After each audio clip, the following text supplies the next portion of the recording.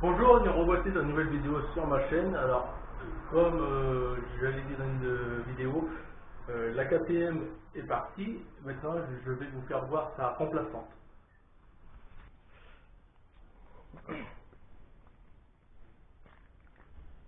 Alors, voici la remplaçante.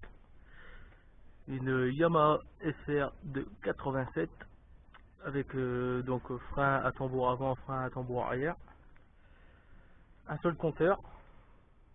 Là, compteur kilométrique, 16 000 km. Du moins j'espère. Elle a pas 116 000 km. Donc ancienne plaque. Hein. Tout est d'origine dessus. Bon, il y a quelques petits défauts au niveau corrosion hein, sur le moteur déjà, les fourches. Donc j'aurai une fourche à faire parce qu'elle fuit. J'ai un réglage carburateur aussi. J'ai un clignotant à changer, mais ça j'aime pas sur l'arrière. Donc ils vont changer, il est cassé en deux. L'échappement qu'il faut que je retrouve, parce que ils l'ont je ne sais quoi, déchicanisé. Ici la sortie ça a été ils l'ont dégagé ici, il y a un point de soudure ici, et ils me l'ont coupé là. Et bon, il fuit de partout. Donc bien sûr à 87 dit pas de catalyseur. Donc un point positif pour pouvoir rouler, mais un point négatif pour l'environnement. Et bon, ça j'avais qu'à prévoir à l'époque. Là, 125 SR. Après un défaut, la peinture qui a sauté à cause des vignettes d'assurance qui étaient posées ici. Voilà, tout fonctionne à part le klaxon.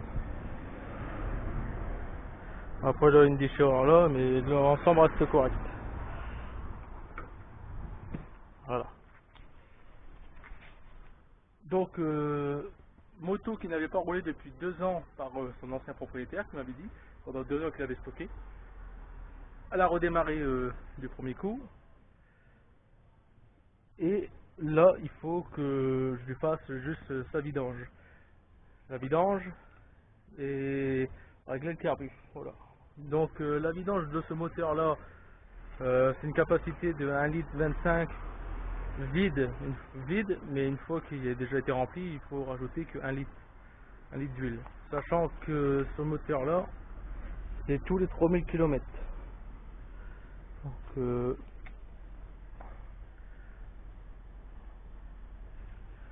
voilà, donc tous les 3000 km à faire la vidange et tous les 6000 km à changer le filtre à huile.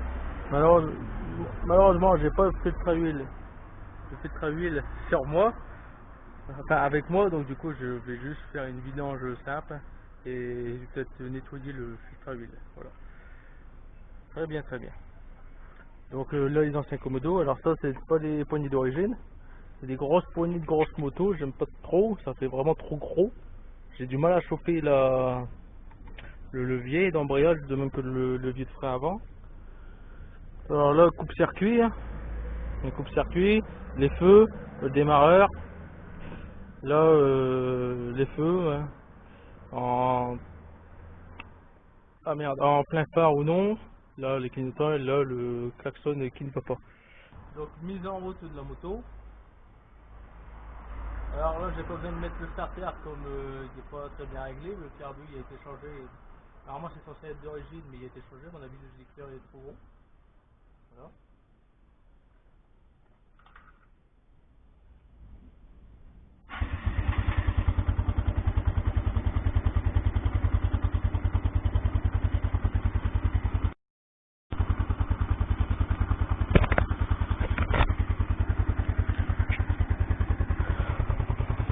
J'ai appuyé à peine sur le bouton, elle s'est lancée. Donc vraiment moto à l'ancienne. Ah ouais, il y a aussi le filtre à air. Le filtre à air, est-ce que je dois changer? Ça je le possède, il me l'a fourni avec. Voilà. Donc vous entendez hein, le bruit. Ah ouais, il faut que je... Alors ça va falloir que je me réhabitue. Il faut que je réouvre l'arrivée d'essence.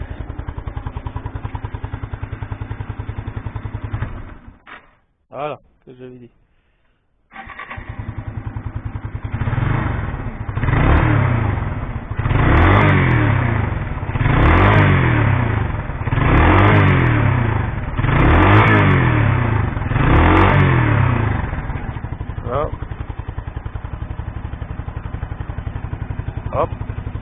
Donc pour faire la vidange, c'est tous les 3000 km et il faut laisser le moteur chauffer ils disent entre 2 à 4 minutes en donnant quelques coups d'accélérateur entre 4000 et 5000 tours minute. Mais ils sont marrants, il n'y a pas les tours minutes sur mon compteur. Donc je vais le laisser chauffer puis je vais le vidanger après. Voilà. Donc, alors, ce qui est bien, c'est qu'elle possède encore ses outils. Donc là, les caches faciles à retirer, hein, tu tires dessus. Donc il va falloir que je prévoie un caoutchouc parce qu'avec le temps, bien sûr, il n'y a pas tenu. Un caoutchouc comme ceci à remettre là. Après il l'était, mais comme je l'ai enlevé, le caoutchouc c'est complètement déchaussé. Là, c'est un petit sac à outils là-dedans. Il y a encore tous les outils, la pince, les clés, clés à bougie et autres pour pouvoir réparer ta moto si tu tombes en panne sur la route. Hein. Dedans, donc j'ai vérifié, ils sont chromés comme ceci. Marque Yamaha les outils. Ah Billy, on doit pas en avoir beaucoup. Alors ça je sais pas c'est quoi. Voilà. Donc il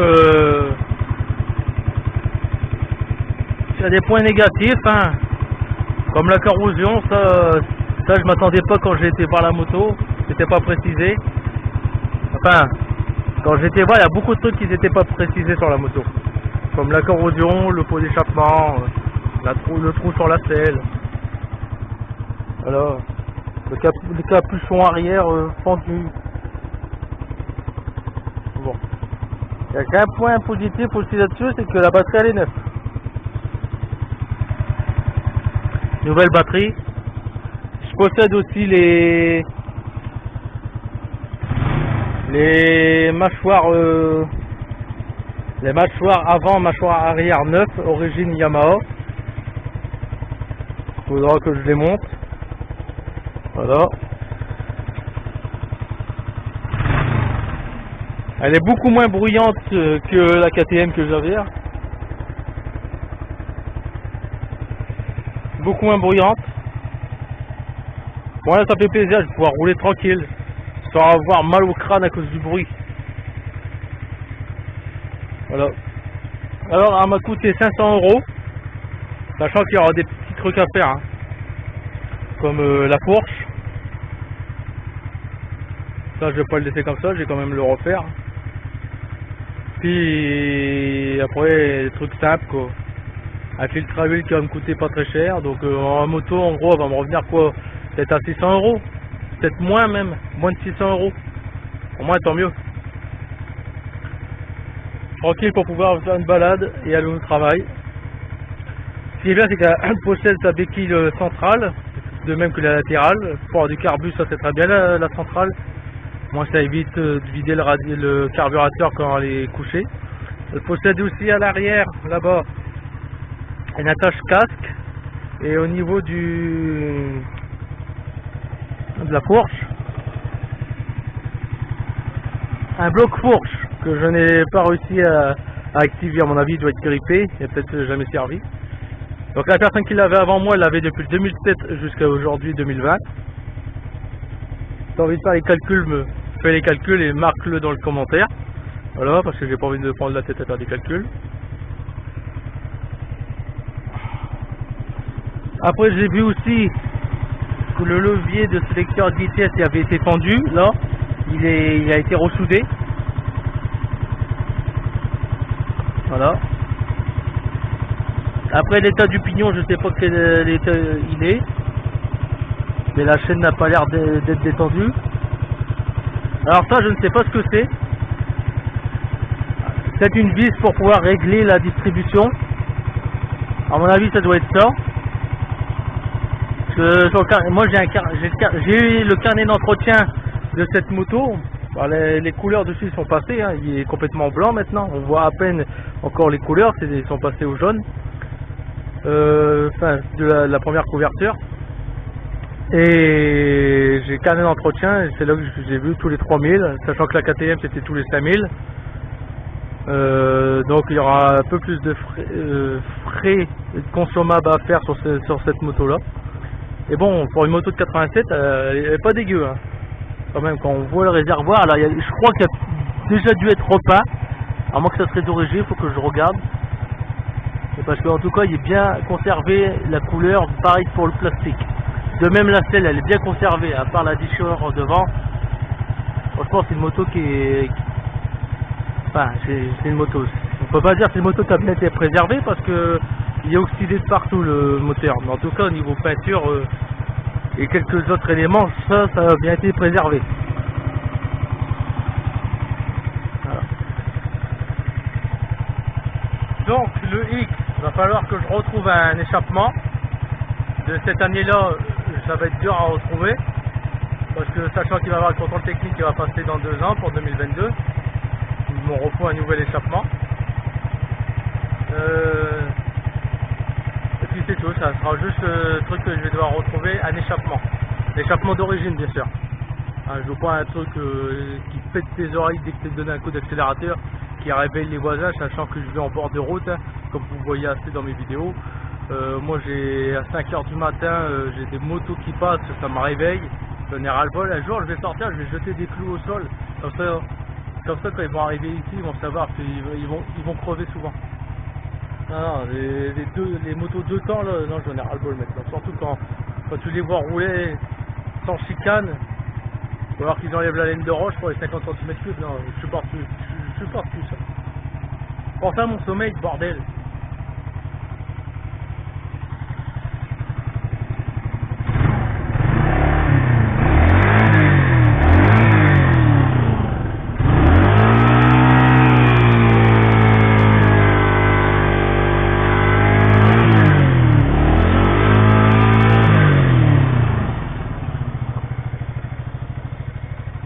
Bon, à mon avis, là, ça doit faire plus de 5 minutes que ça tourne. L'huile, elle doit être chaude, donc je vais pouvoir procéder à la vidange. Alors, je vais peut-être le faire hors caméra. Mais pour faire la vidange, il va falloir ici. Là, bouchon de vidange, en espérant qu'il n'est pas oxydé. Bouchon de remplissage, bien sûr. Et là, c'est où se trouve ton filtre à huile. Alors, déjà je peux voir la tête des vis. Alors j'ai une paire identique, une vis différente. Mais ceux-là, ils ont l'air d'être foirés les vis. Là et là. Toutes ces vis là que je vois, ils ont l'air d'avoir un coup dans la gueule. J'espère que ça n'a pas posé problème. Allez, à tout de suite.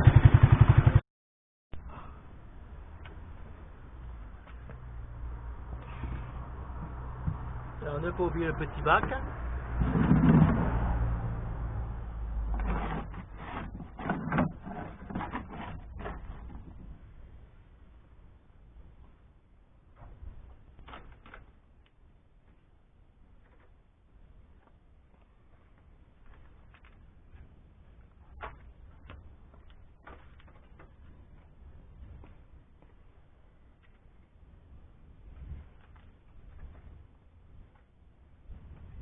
Alors, je vais faire vite, il commence à faire de l'orage.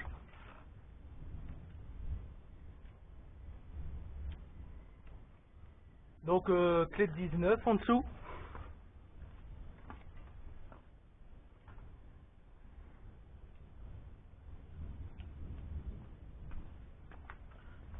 Alors oui, tu pourras me le dire dans les commentaires, hein, t'as une Yamaha mais t'as une V Honda. Et alors, je suis multimarque. Ah. Bon bah il faut que je vais chercher une clé de 19, ça passe pas que ça.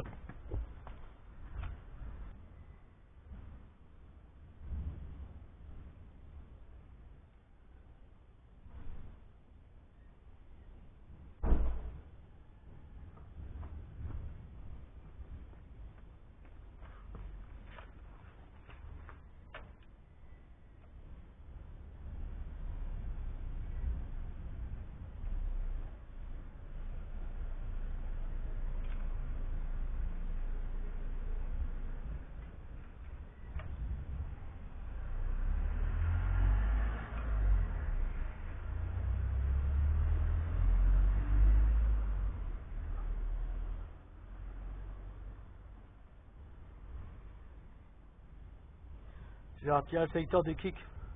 Le sélecteur de vitesse, parce que si je le fais avec ça, je vais foirer la vis.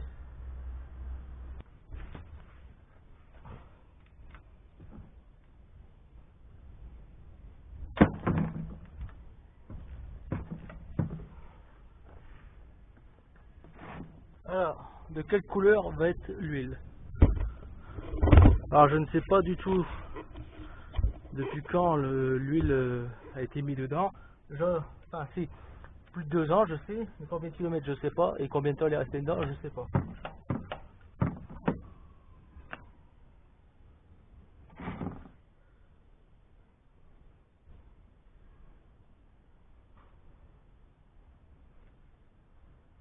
Ah bah.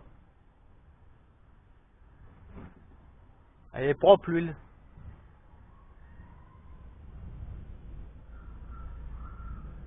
Je sais pas si ça vaut le coup de le faire.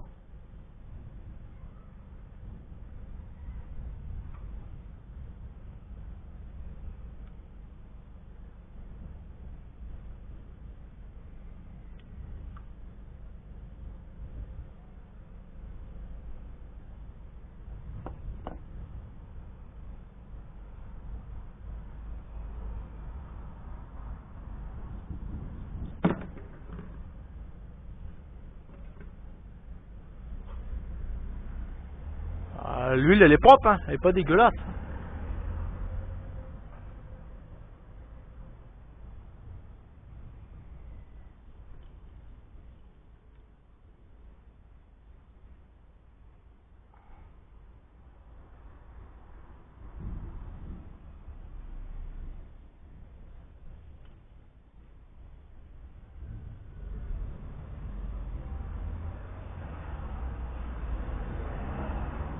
Alors, je vais la mettre sur la latérale.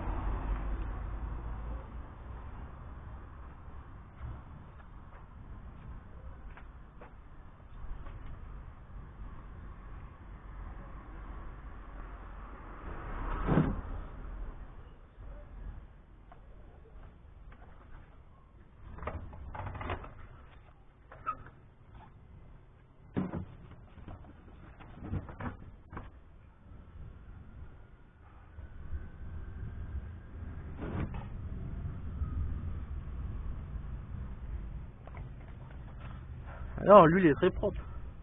Quand j'ai fait seul sur ma KTM, putain, elle était noire.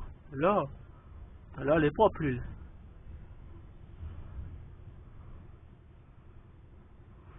Bon, à mon avis, ça a dû être fait il n'y a pas si longtemps. Enfin, il n'y a pas si longtemps. On aura compris quoi. Mais bon, je vais repartir sur la mienne. Alors, le constructeur préconise de la 20W40. Hein, mais bon, il préconise. Donc moi, ce que je vais mettre, moi, ça va être de la 1040 dans le moteur. De toute façon, il n'y a que ça que j'ai. La 1040 semi-synthèse. Ce serait mieux de mettre de la 100% synthétique. Mais bon. Alors moi, ça veut dire que le moteur a bien été entretenu. Et qu'il n'est pas fortement usé, parce que vu la couleur de l'huile, c'est qu'il doit être en bonne santé.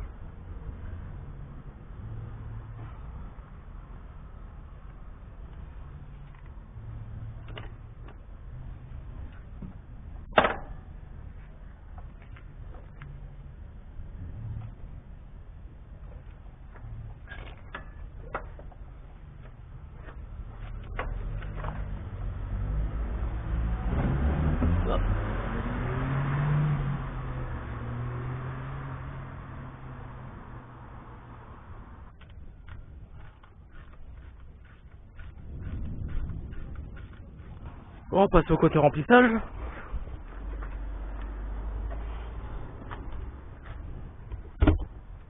Donc ça, plus besoin.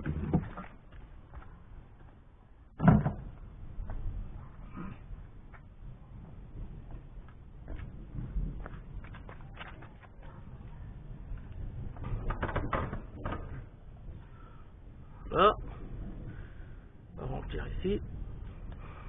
Donc à mon avis, je sais même peut-être même pas à mon avis, c'est que sur le livre, j'ai vu un éclair. Sur le livre, l'huile moteur est mélangée avec l'huile de boîte. Voilà.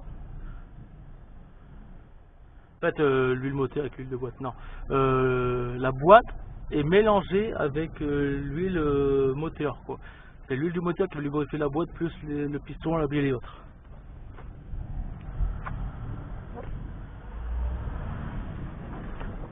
Donc voilà, 10-40 semi-synthèse, chez Daffy.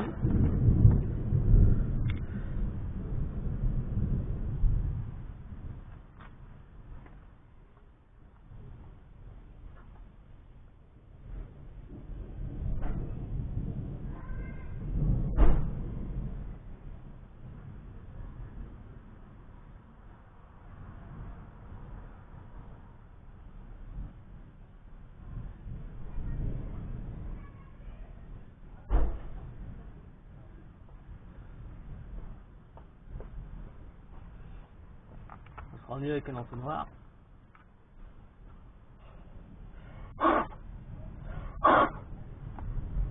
Hop. Donc 1 litre. Là je suis à 2 litres et demi, on va mettre 1 litre. On va mettre 1 litre et demi.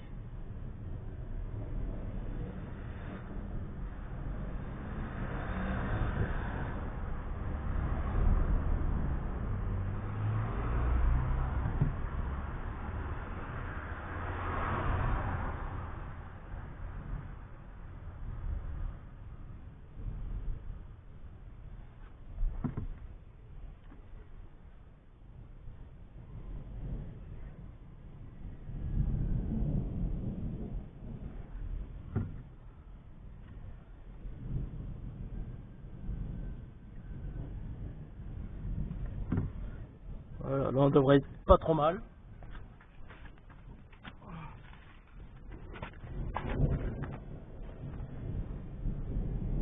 Voilà, hop, on va rajouter. Et là maintenant je regarde au niveau du mesureur. J'ai oublié le nom.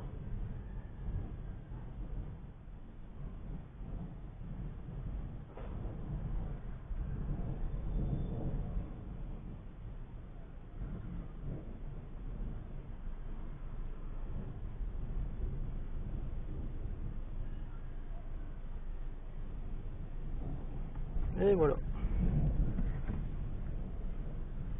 Et voilà, 1 litre et demi, tout juste. Donc 1 litre capacité de réservoir. Huile moteur. Donc il est indiqué ici aussi 1000 cm3. Il est gravé ici directement sur le carter moteur, 1000 cm3 capacité d'huile. Hop.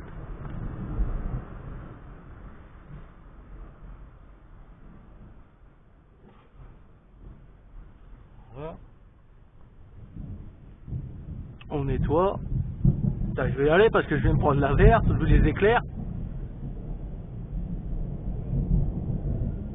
Du coup, on va le filtre à air, je vais devoir le faire après. Ah, ça y est, il pleut. Voilà, ça c'est fait.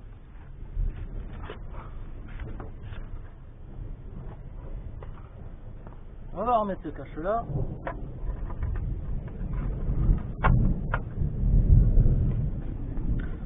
Ça gronde, ça gronde, ça gronde, ça gronde.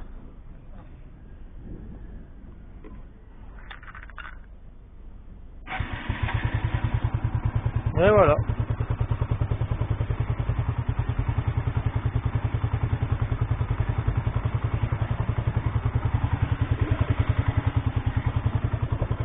Voilà, donc l'huile au sol, c'est la vieille huile. Faut pas prêter attention.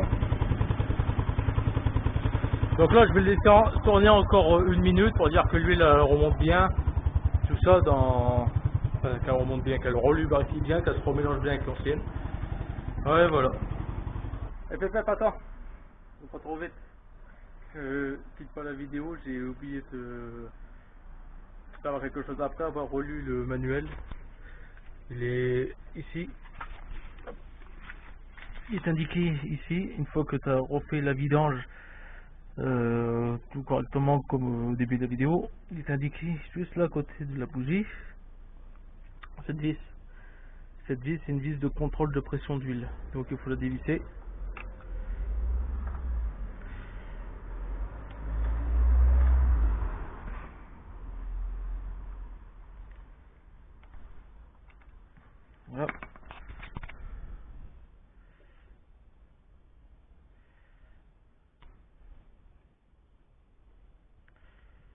Voilà, la dévisse. Donc là il y a un joint en cuivre. Là. Hop. Faut remettre le contact. Enfin remettre le contact. Pour relancer le moteur. Il faut avoir relancé le moteur si au bout de 1 minute par le trou de la vis. S'il n'y a pas d'huile qui sort, il faut couper le moteur, c'est parce qu'il y a un manque d'huile en gros. Il faut que de l'huile sorte de ce trou. Si l'huile ne sort pas de ce trou, c'est qu'il y a un manque d'huile.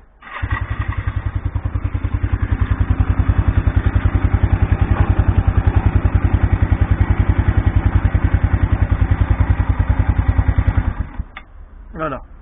L'huile est sortie, et même très bien sortie. J'ai plus qu'à nettoyer le moteur. Ça pisse. Voilà, ça pisse. Hein. Bordel de merde. Il y en a même là au niveau de la bougie, il fait chier. Putain, je trouve qu'il ne faut pas les mettre autre part. Non, faut qu'ils les mettent là, comme ça coule partout. Et merde. Bon, en tout cas, j'ai toujours de la pression d'huile. Donc, moi, ma vidange a été réalisée correctement. Voilà. Je vais te mettre en photo le passage, les passages d'utilisation, le manuel d'utilisation pour faire la vidange du moteur. Si tu arrives à retrouver ce carnet, je te conseille de l'acheter, sachant que ça sera très utile si tu comptes entretenir ta moto et la garder longtemps. Alors moi j'ai eu de la chance de l'avoir avec, surtout quand tu es de 87 là, la moto. Voilà, tout simplement.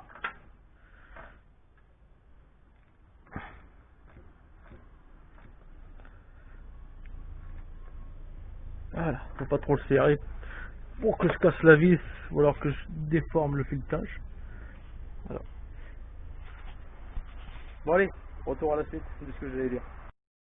Donc si ça t'a plu, tu connais la chanson, abonne-toi si ce n'est pas déjà fait, un j'aime, un commentaire aussi. Voilà. Et fais partager cette vidéo aussi.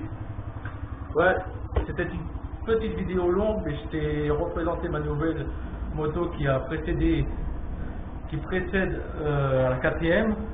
J'espère que c'est le bon mot que j'utilise.